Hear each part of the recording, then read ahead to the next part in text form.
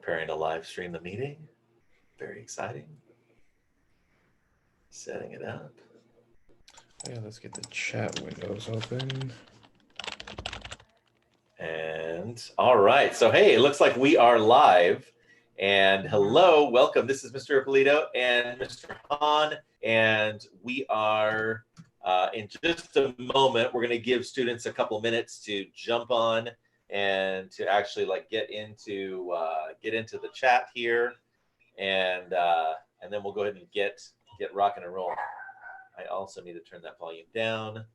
And got the dog barking. So, all right. So I'm going to push this out, Mr. Hahn. I'm going to push this out on Google Classroom. A lot of moving parts here. Hello, and hey, just want to say welcome to CJ, Jeremiah, Taylor, and Palak, who are already on. So welcome. And once again, copy this link, push it out. We are on live going over the Manifest Destiny Unit Exam answers. Come join us. Okay. Gonna add this link here. Perfect. And am I pushing this out to all of my classes? I am now. Right on. Brandon Abrahano. Hello, Brandon. Welcome. Post. All right, Mr. Hahn. It is now 10:30. I just pushed out the YouTube link on Google Classroom so that all of our students have it. Shay Sullivan, hello, welcome. All right, Mr. Hahn, I think that I think it's probably a good idea to just kind of jump right into this. And so that way we honor our students' time, and we can we go from there. All right.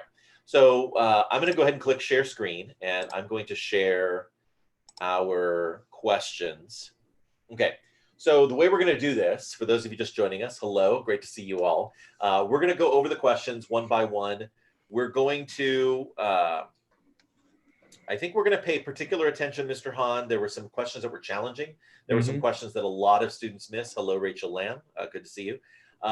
And so I kind of want to, I want to make sure that students feel like an exam is always fair, right? So one of the things that I think it's important, as teachers, that we think of is we always want exams to be fair. If students don't feel like a question was fair, if they feel like it was, it was difficult to answer, not because the subject matter was challenging, but rather because somehow the question was unfair, then I think that's when, students are like, oh, this test is stupid. Now, I always want students to feel like the test was fair.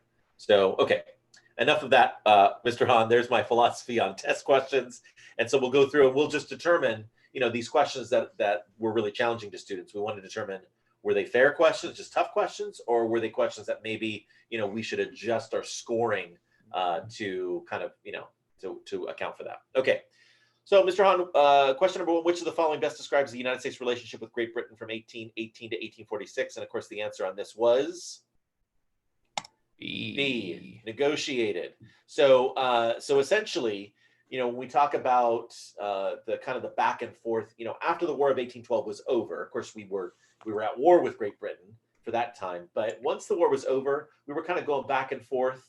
Negotiated means like we're, okay, you can have this land, we'll take this land, you have this land. It wasn't, we didn't always agree, but eventually we worked it out. So we did not go back to war with Great Britain. Okay, Mr. Hahn, this next question, number two, caused some challenges with students. So question number two, several nations ceded land to the United States. Which of the following nations did not cede land to the United States during this time? I know we talked about this question and we talked about the answer. The correct answer is supposed to be B, France. France, yes. But this is a tricky one because, we sold them the Louisiana Purchase, right? Well, they sold us. I'm sorry, they sold us the Louisiana. Thank you. They sold it to us, so they gave the land to us, and we gave them money. And so technically it's not ceding. It was a land purchase. But then some students could argue, well, but the Mexican cession, we gave them money for the Mexican cession. So isn't that in a sense also a purchase? Mr. Hahn, what are your thoughts on that? Well, yes and no in a sense, because when we purchased Louisiana from the French, I think Napoleon kind of offered it to us. But then in the sense of the Mexican cession, we kind of forced Mexico's hand in the matter For after sure. the war. So Yeah. Okay.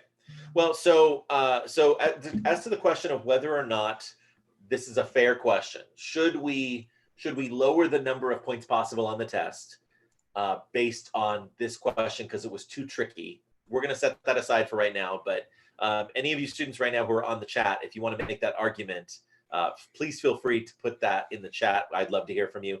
In the meantime, we're gonna move on to our next question. This is shedding American blood on American soil. So this was in the Mexican cession, right? So that was, so that's that.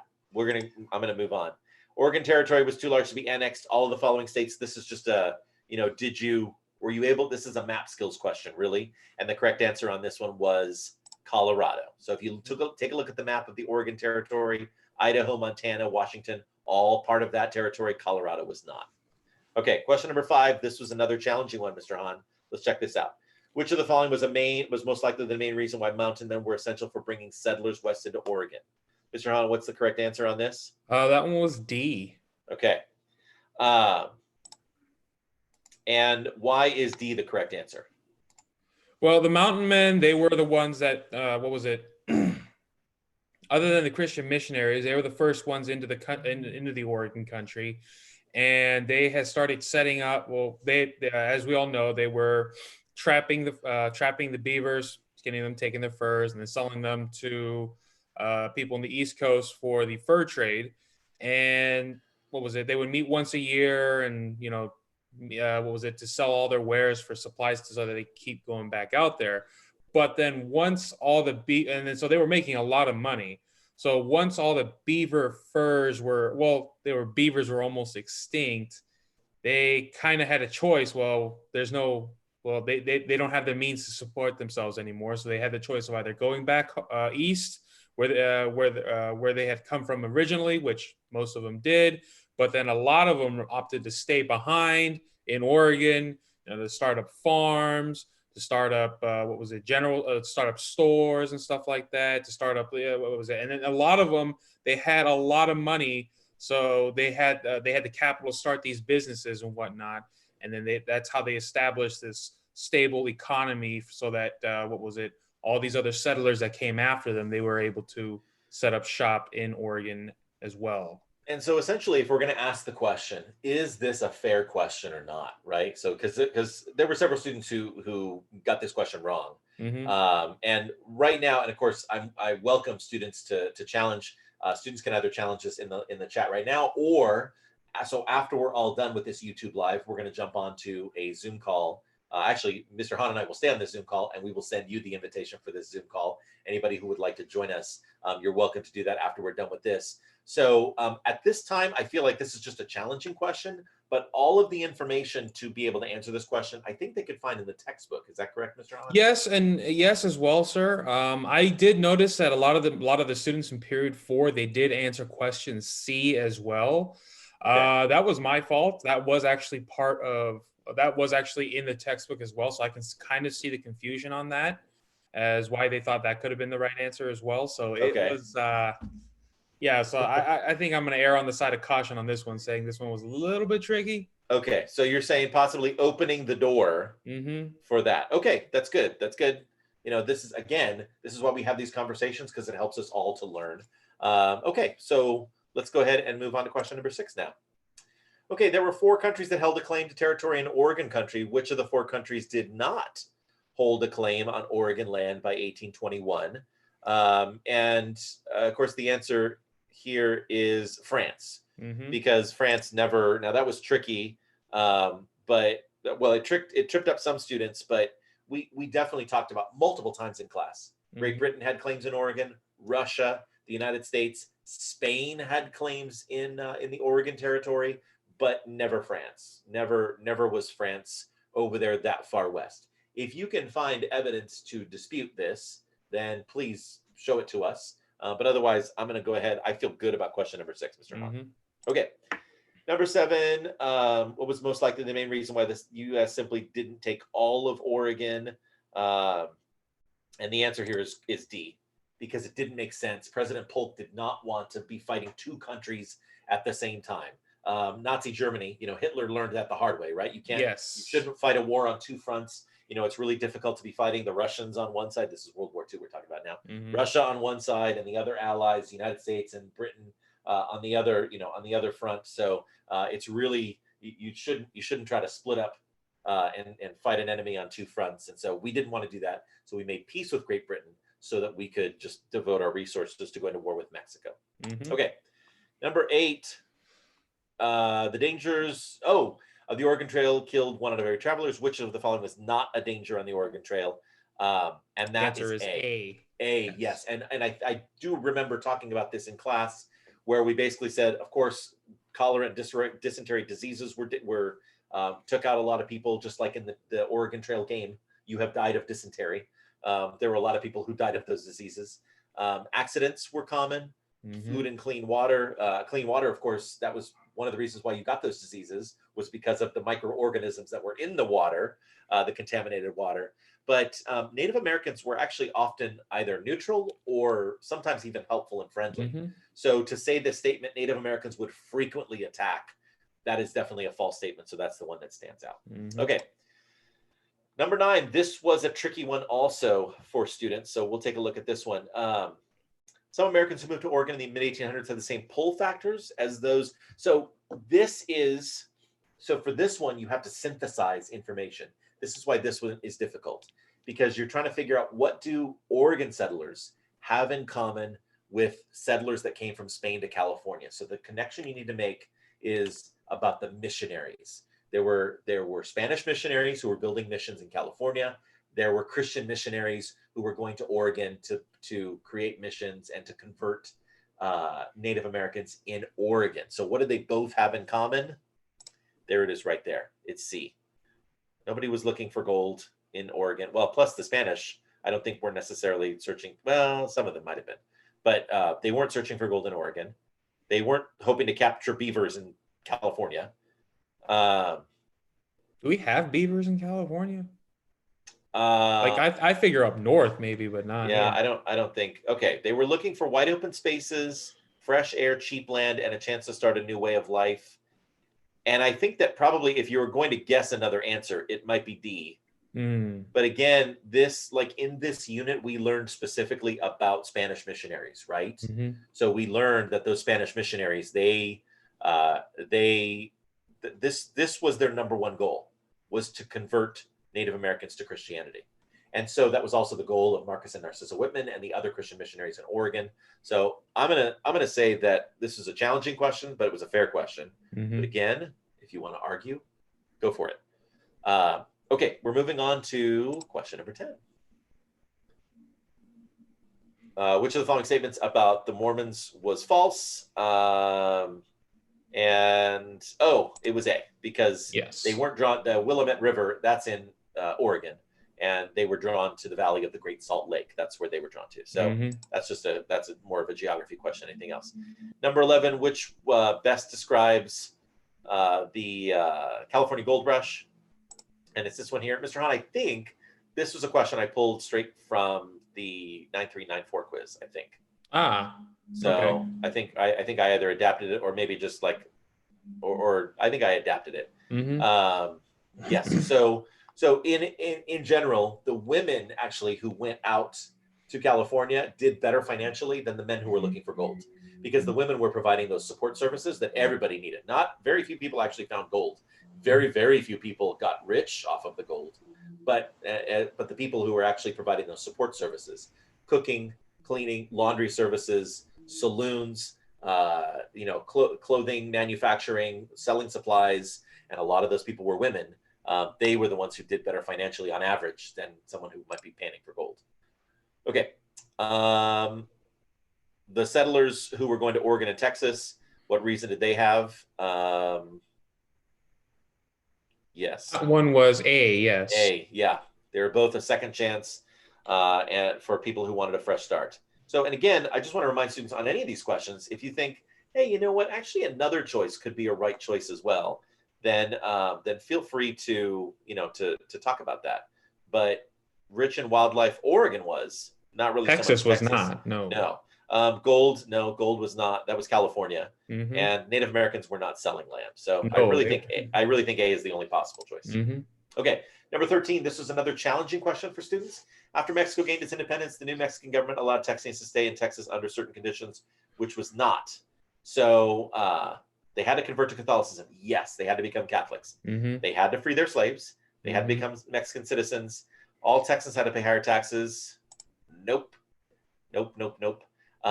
It's funny, Mr. Hahn, because in the question, the essay, or the short answer question, there were some students, I don't know if you noticed this in your class. Oh, I did. But there were some students who were like, they were revolting against higher taxes. No. That was the American Revolution. Mm-hmm. No taxation without representation. We're talking about a different revolution. So Mr. Hahn, kudos to you. This was a question that you wrote, right? Yes. Yeah, this is a good question because really, if you understand the difference between the American Revolution in 1770s and the Texas Revolution in the 1830s, then you know that B has to be the correct answer. Mm-hmm. So I'm gonna say that was a fair question as well. Tricky question, but a fair question. Not every revolution has to be about high taxes. All right, 14, another tricky one. All right, so this one, yes. Yeah. Okay, so Mr. Hahn, the correct answer here was C. Was correct? C, yes. Yeah. Okay. So this one was a little bit of a tricky question, and so, Mr. Hahn, what do you think about this question? Well, yes, this one was a bit tricky in a sense, but let's go over the what was it? I got more questions about what the quote meant than about the answer choices themselves. So yeah, in the movie, Sam Houston says, "Every time a sour wind blows through, everyone runs in there and hides inside." He's talking about the Alamo. And then what he means by sour wind, he means every time something goes bad, everybody just runs and hides inside the Alamo. So the question was, what was the main reason why people would do this? Why would they run inside, the Alamo, the first sign of something going bad? Well, answer A says that the Alamo was the largest and best armed military outpost that could hold thousands of troops. No, it was not. It was a small Spanish mission. During the siege of the Alamo that lasted 12 days, there was only about a little bit less than 200 men inside there. So it was not the best armed. It was not the best armed and largest outpost. The Alamo was considered to be wholly religious grounds by all in the area, prohibiting fighting in its vicinity. There was a church in the Alamo. Remember, it was a Spanish mission. Originally constructed for the Spanish missionaries in New Spain at the time. But then by the time of the Texas Revolution, that the Alamo was actually not. It was no longer religious. It was no longer being used for religious purposes. So that's a no as well. And then D, the area surrounding the Alamo was under constant attack by both the Mexican army and Native American tribes. Well, that one was kind of true and false, I should say. They did have a battle in San Antonio de Béjar back before the Alamo. But then Native Americans, they never did. The Native Americans never did attack the Alamo, not that I could think. So the Alamo was a Spanish mission built by this. Was a mission built by the Spanish as a safe haven for those in need. Similar in purpose to the Spanish missions in California would be the most correct answer. Okay. So, Mr. Hahn, what we'll do, we'll take a look at this and see. Mr. Hahn and I will discuss. Because this definitely was a challenging question, so we can discuss that. I do want to mention a couple things. First of all, we did have a student email in saying that question number 3, she believes that she got the right answer, but maybe the answer key was wrong. So we just need to check the answer key on question number 3. We'll do that offline. We don't need to do that here on our YouTube Live, but we'll check that. And then Jeremiah in the YouTube chat says in the textbook, it was talking about how they put a tariff on American goods. I so this would be taking us back to the That Texas one, question. yes. But if they put a tariff on American goods, that would not affect Texans living in Mexico. They would just buy Mexican goods. So. That would be a tariff coming from, yeah. So Jeremiah, if you want, I'm still sticking to this one, but I appreciate you challenging. But Jeremiah, if you want to point to a specific like portion of the textbook or whatever, like I'm willing to entertain that. But specifically a tariff, if they're putting a tariff on American goods, then that would not impact anyone living there in Texas when it was under the control of Mexico. So that they would not be taxed in that sense. You said that you didn't have to watch the movie to get the answer, but I feel like you did have to watch the movie, says Taylor O'Brien. So, Mr. Hahn, when it comes to question 14, another thing that we need to look at is, could they have answered this question without having seen the movie? So you and I, we can have that question offline, right? And we can come to a decision on question 14. Taylor, I appreciate you saying that. Thank you. So question 14, I think, is still up in the air, but definitely we'll have a discussion on that and move on to question 15. Why did Santa Anna execute prisoners? Because he was the Napoleon of the West. We made this very clear. The textbook makes this clear. The movie, if you saw the movie, makes that clear as well. So we'll move on to 16. Which of the following best describes the Battle of San Jacinto? Well, the battle did last 18 minutes, but they didn't execute. No, Santa Anna didn't surprise the Tex. No, the Texans won. So this is wrong. Surprise Santa Anna. No, they didn't execute all. No. Defeated the Mexican army and they go, yes, this is it right here. Yes. Yeah. So C is definitely the correct answer on that. We'll move on to 17. After Texas gained its independence, what would a person living in the northern states most likely say about the United States annexing Texas? So this is one of those. I remember this from the study guide where it asks why were Northerners why were Northerners opposed to the war, and also why were Northerners opposed to Texas annexation. This is something we totally talked about.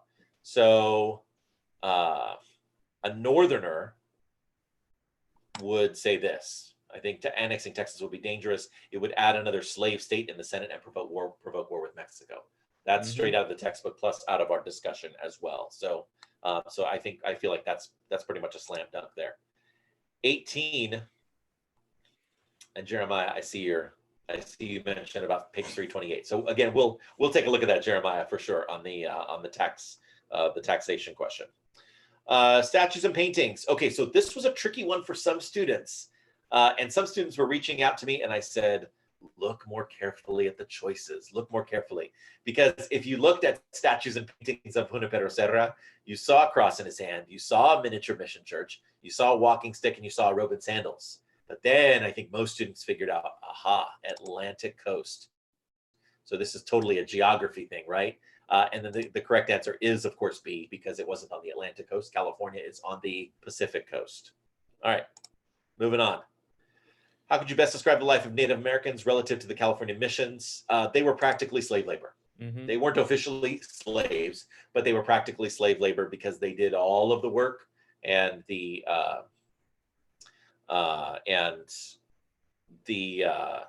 Spanish missionaries, they reaped all the benefits. Yeah. Thank you. That's what I was trying to say. Reagan brings up a good point in the chat. She says, in question 18, I looked up what his religion was, and he was Catholic, I thought. And Reagan, you are correct. Yes, Father Junipero Serra was Catholic, and Catholics are Christians. So you can be, so all Catholics are Christians, but not all Christians are Catholics. So that's actually, so that also goes back to your 7th grade studies as well, right? Because that's when you learn about the Catholic Church and the split in the Catholic Church. And then that's when, you had during the Protestant Reformation, where some Christians became Protestant and others remained Catholic, but the Catholic Church is the original Christian church, because there was just one originally, and then other denominations started breaking off. But so you were Reagan. Yes, he was Catholic, which means he was also Christian. Okay. And then got that. And so question number 20, this was another challenging one. From 1836 to 1845, all of the statements were true. Was Texas an independent nation? Yes. Did Texas claim its southern border to be the Nueces River? No. It claimed the Rio Grande. This was, yeah. So this was when we asked what two rivers caused the land dispute over Texas. We talked about this in the review. Texas claimed the Rio Grande. It was the southernmost border, the southernmost river. Mexico said, no, it's the Nueces River because that was a more northern river. And so that would give more land to Mexico. The Rio Grande would give more land to Texas. C is true. And then D is also true. So this is B right here. Yes. Yes. And Abby, you are correct. So thank you, Abby, for that. By the way, if those of you who are, if you're listening, you're watching right now and you're like, oh man, I am not happy with this score. Fear not, because very, very soon, as soon as we're done with these final questions here, Mr. Hahn and I are going to talk about a retake opportunity that I think you're going to really enjoy. So stay tuned, and thank you, those of you who are here online right now. Let's move on to 21. The average person. So this is a question about Northerners. And in this case, it's Northerners' attitude towards the Mexican War. I don't think this war is a good idea. It doesn't represent my interests or the interests of my neighbors or my state. So this is how a typical Northerner would feel about the Mexican War. 22. 1850s and 60s, there were way more men than women in the West. Mr. Hahn, we totally talked about this in our review, right? And I think it was also in the part about pioneer women in one of the readings that we did. Anyway, the answer is C. Women and the skills they possessed were more highly sought after and appreciated. Plus, they were hard workers. This helped to gain them equality. 23. Which of the following men was not a general? That was, of course, Sam Houston. Sam Houston, I think, Mr. Hahn, correct me if I'm wrong, I think Sam Houston was a senator. Yes, he was. Well, either he was Mexican American. Yeah, by the time of the Mexican American War, he was a senator for Texas in the U.S. Senate. Before that, he was the president of the Republic of Texas, but then he was never a general in the Mexican American War. General in the Texas Revolution, yes, but not the Mexican American War. Fun fact, Mr. Hahn, I believe that Sam Houston is the only former head of state of another country to be in the United States Congress. Yes, as well. I never thought about that. Yeah. Okay. 24. All the following statements describe the treaty. So this is just like, how much do you know about the treaty? And of course, yes, the United States paid Mexico $15 million. The southern boundary was settled at the Rio Grande. They ceded a large area of land. 5440. That's up in like northern Oregon. It was the northern edge of the Oregon territory. That today is in British Columbia. That's totally, that line of latitude is way, way, way north. So that has to do with Oregon, Great Britain, and the United States. That's up in Canada. That has nothing to do with Mexico. So this is another geography question here. Totally another map question. All right.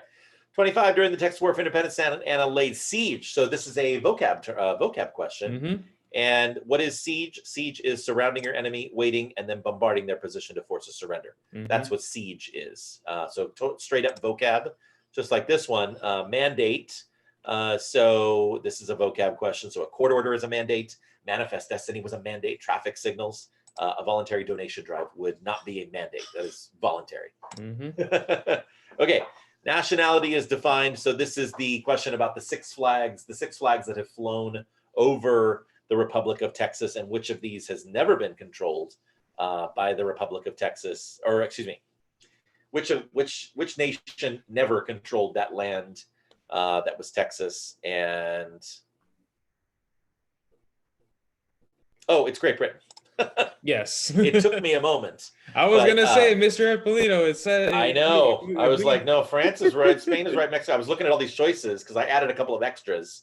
And I was getting a little nervous there for a moment. So, okay. So Palak and Jeremiah, I'm going to go back a question here. I think they want to make an argument on this one here. Number 24. On 24, they are saying the United States paid $18 million. Yeah, U.S. paid $18 million. It says on page 333. So I think there could be a case to be made, Mr. Hahn, on this one, because the numbers on the dollar amounts, it was 15 million for it was 15 million cash And then And then 3 million in debt that there was another 3 wiped million clean. in debt claims against Mexico that the United States assumed. So sometimes you'll see some readings where they consolidate it. So Mr. Hahn, I don't know, sir, but the whole 5440 line, that kind of. well, for sure. But if there's another potentially wrong answer, then, and if the textbook specifically says $18 million, I got to take a look at 24. I got to take a look at 24, Mr. Hahn. And we have to take a look at the textbook also. Jeremiah says page 333. I'm not going to look at it right now. I want to keep going. But Jeremiah and Palak, you may have successfully argued for another one. Let's move on here. 28. Many have described America's westward expansion as an insatiable. So this vocab term insatiable means like a desire, a hunger that cannot be quenched, a hunger that cannot be satisfied. Mm-hmm. So the answer was James Russell Lowell. And because he was the one who was against the Mexican War, right? He thought that it was on behalf of slavery. So the answer is James Russell Lowell. All right. The government established by Mexican general could best be described as, so this is actually a question that I pulled straight from the 9394 quiz. So this was straight out of the textbook because he was a dictator. So that's the correct answer there. Mm-hmm.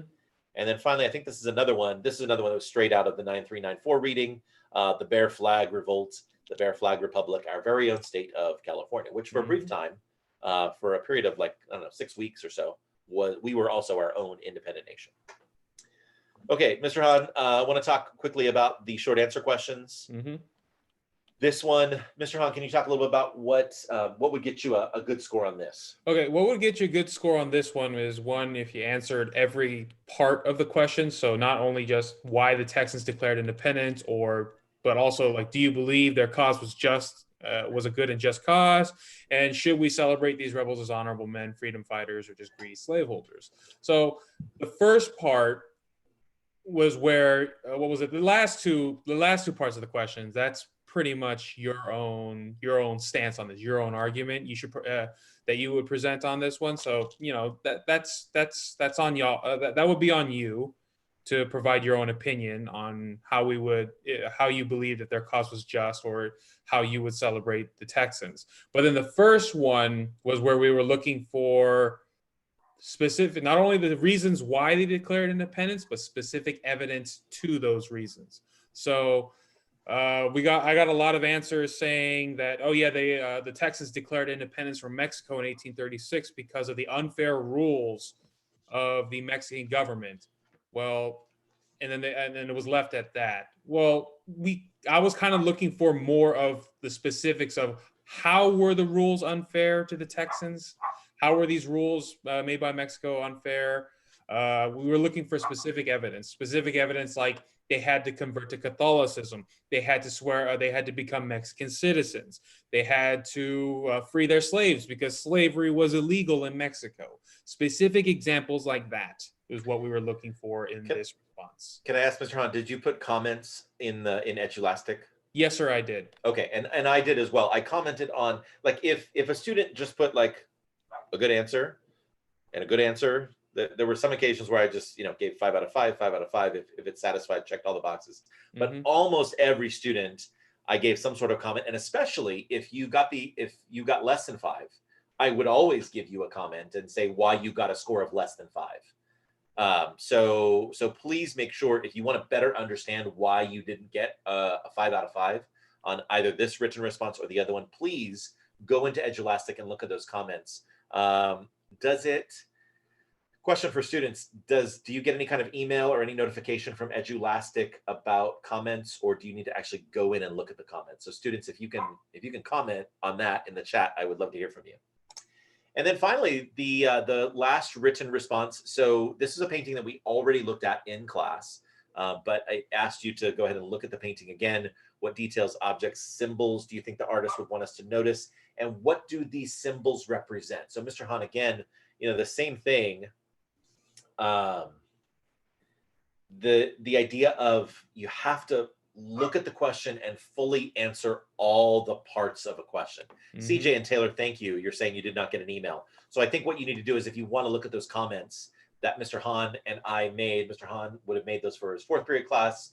I would have made them for periods 2, 5, and 6. So please go and look in there and look for those comments, because again, almost every student got some sort of comment, and you always got a comment if you got a score of less than 5. So jump into Edulastic when you have a moment if you want to take a look at those comments.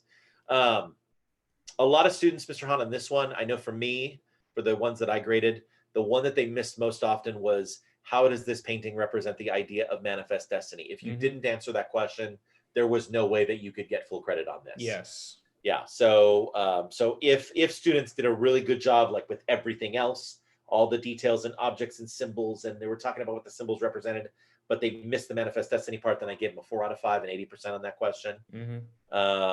So yeah, so I gave anywhere from usually like a 2 through 5 on this one, just depending on how much information that they gave me. Yeah, likewise here. Okay.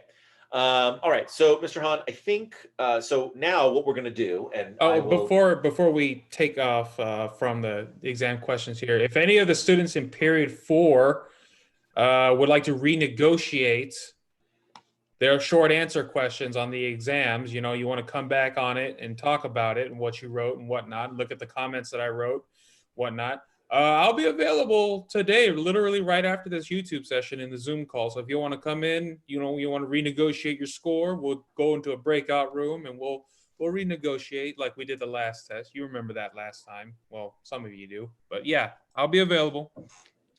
Thank you, Mr. Hahn. I will be available as well. Mr. Hahn and I will both be on the call. We're going to, in just a few minutes, as soon as this ends, I'm going to go ahead and I'm going to push out this invitation here. I need to figure out how to do that. Zoom has changed some of their settings here. I know that there's a way that I can invite. I'll figure this out. I'll go. Anyway, so Mr. Hahn, before we get into any of that, before we jump into our Zoom call with students and they have a chance to come in and talk to us a little bit more, I am super excited because we're going to offer the retake challenge. So let's say that you weren't happy with the score that you got. Then we're going to talk quickly about this before we jump off and allow you to jump into the Zoom call with us. It is loading right now. Here it is. Share the screen. Here we go. Manifest Destiny retake challenge. So if you are unhappy with your score, here's what you do. For this retake challenge, you must show what you know about Manifest Destiny in the following areas: westward expansion, Oregon country, push-pull factors, Texas Revolution, Mexican Cession. Make sure that you get all of those. And it's all the stuff from the study guide, pretty much. How do I show my learning? So there are a variety. I need to give a shout out to Mrs. Ippolito. She gave me a lot of these ideas because she's a teacher as well. She's super creative. And I hope that she's listening in the next room over. These are just some ideas that you could choose. And if you want to do something else besides this, and talk to me and let me know. Film yourself hosting a Manifest Destiny game show with your family. Quiz them on what they know. Create a short film, documentary, animation, or some other video about what all the stuff we've learned this unit, all those things in the bullet points up top. Create a series of Manifest Destiny short skits. Cast your family as characters and film these skits with friends in class. So you could do this with other Team Amazon students. Host a talk show or another fun TV or YouTube-inspired platform on Google Meet or Zoom where you record yourselves showing what you have learned. So in this case, multiple students could get credit for this, right? Draw on paper or through digital media a pictorial representation of everything that we have learned. So if you are an artist and you want to draw pictorially all of these different things, it might take you a few pages or like one big poster size, I don't know, something. But if you're an artist, you could do it that way. Write a song about Manifest Destiny, perform it, and then record it so that Mr. Hahn and I can see it. Write original music, or you could just have it set to popular music that you already know. So again, I want you to totally be creative. What we don't want, Mr. Hahn, I think you would agree with me. What we don't want is we don't just want you to write a bunch of stuff down, right? Yeah. Because I've already seen that in your study guide. That's you've already done that. What I want to see now is I would like to see. I want to see you take this and do something with it, create something with it. If you do a good job, you can see this down here at the bottom. If you do a good job, you can earn up to 80% of your exam credit. I think maybe it's a little cut off at the bottom. It is, yeah. Okay, so I'm gonna. There we go. So if you do a good job, you can earn up to 80% of your exam credit. If you do an exceptional job demonstrating your knowledge of all standards in this unit, you could earn, let me just be very clear on this, you could earn up to 100% of your exam credit. So if you do fine, it's a fine job, then 80%, just like my retake rules dictate. If you do an exceptional job, you knock this out of the park and you cover all of these things, like basically you demonstrate all of your learning that we learned in the last, what was it, 3.5, 4 weeks of the unit on the Manifest Destiny, then you could get up to 100% of your exam credit. It's going to take you some time though, if you're going to do it right and do an exceptional job. We want you to do a great job on this. Therefore, you have until Wednesday, April 22nd. So you've got 5 days to do this and then to submit this. So we're going to push this out on Google Classroom, fairly soon. And what else am I missing, Mr. Hahn? I think that just about covers it, sir. I remember from the last, actually, never mind. I completely lost my train of thought. I hate when that happens. Okay. So, Mr. Hahn, this is what I'm doing right now. I'm going to go ahead for those students who, because we're now done like talking, doing our presentation. You don't need to hear us talk anymore. But here's what I'm going to do for you is I am going to push this out. So if you'd like to join us if you'd like in our Zoom classroom. The full name, sir. We're gonna need that. Yes, now until 12 p.m. Please identify yourself with both your first and last name to be admitted. Okay, I am then going to add the link. Actually, I'll just copy it right in there. Okay, Mr. Hahn, anything else that we should add before we sign off on this? I don't think I can think of any, sir. Not for the time being. Okay, Mr. Hahn, the crowd did speak. The masses have spoken, and the consensus was pretty overwhelming. I think there was one student who said, "I don't care whether you do the textbook or not. That's fine." But overwhelmingly, I did get the response over and over again: ditch that textbook. Okay. So effective next week, Mr. Hahn, and for the rest of the school year, no more history textbook. We are done. We are done using the history textbook. Please take good care of it because you're going to need to turn it back in. Mrs. Van Duzy, poor Mrs. Van Duzy from the library, she's going to have to figure out a system for textbook collection. So that'll be a thing. But anyway, we're going to go ahead and we're going to turn the YouTube Live off. But as soon as I turn that YouTube Live off, then I'm going to send this invitation out so that you can, if you want to jump in, talk to us, you want to argue some questions anymore, if you just want to come and hang out and talk, then we'd love to see you. Otherwise, we will plan on seeing you if you don't jump into the Zoom call.